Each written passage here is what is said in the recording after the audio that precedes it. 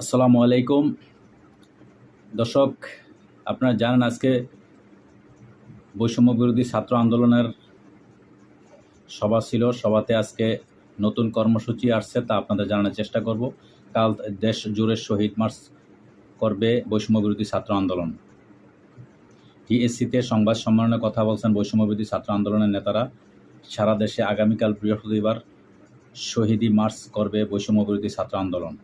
আজ বুধবার দুপুরে ঢাকা বিশ্ববিদ্যালয়ের ডাবি ছাত্র শিক্ষক কেন্দ্র টিএসসি মিলনায়তনে এক সংবাদ সম্মেলনে এই ঘোষণা দেন। কোটা সংস্কার আন্দোলনকে কেন্দ্র করে গড়ে ওঠা শিক্ষার্থীদের মোর্চা বৈষম্য বিরোধী ছাত্র আন্দোলনের অন্যতম সমন্বয়ক সার্জিস আলম।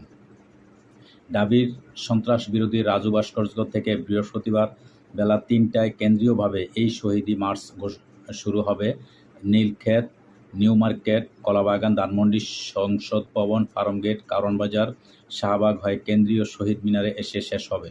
এতে শহীদদের স্মরণ করে ছবি, উক্তি স্মারক দিয়ে ছাত্র জনতাকে স্বতঃস্ফূর্ত অংশগ্রহণের আহ্বান জানিয়েছেন সার্জিস। টিএসসিতে সংবাদ সম্মেলনে কথা বলছেন বৈষম্য বিরোধী ছাত্র আন্দোলনের নেতারা।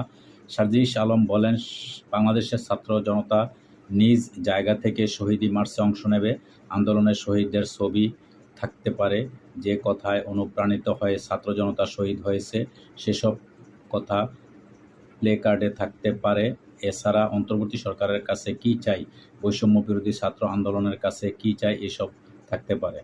টিএসসিতে সংবাদ সম্মেলনে কথা বলছেন বৈষম্য বিরোধী ছাত্র আন্দোলনের নেতারা।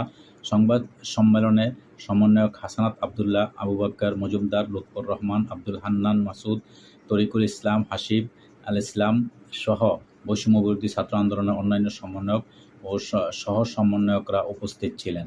দর্শক, আপনারা জানেন যে বৈষম্য বিরোধী ছাত্র আন্দোলনের সমন্বয়করা এবং সহ সমন্বয়করা আজকে তারা সভা করেছে। ওইখানে মোটামুটি তারা অনেক সিদ্ধান্ত নিয়েছে।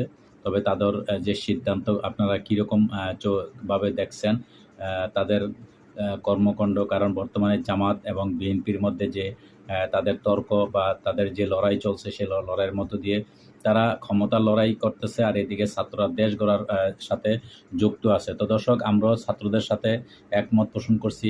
তাদের এবং ছাত্র এবং বর্তমান যে অন্তর্বর্তীকালীন সরকার ডক্টর ইউনূস, ইনিও খুব ঠান্ডা মাথায়, কোনো রকমের বক্তৃতা নাই, কোনো ভাষণ নাই, কোনো রকমের কোনো কিছুই নাই, একদম নিঃশব্দভাবে সে কাজ করতেছে এবং খুব সুন্দরভাবে সে দেশ চালাইতেছে এবং কাজ ভালোভাবে করতেছে। আমরা তাদের পাশে আছি। আমরা প্রবাস থেকে তাদেরকে অবশ্যই সমর্থন করি।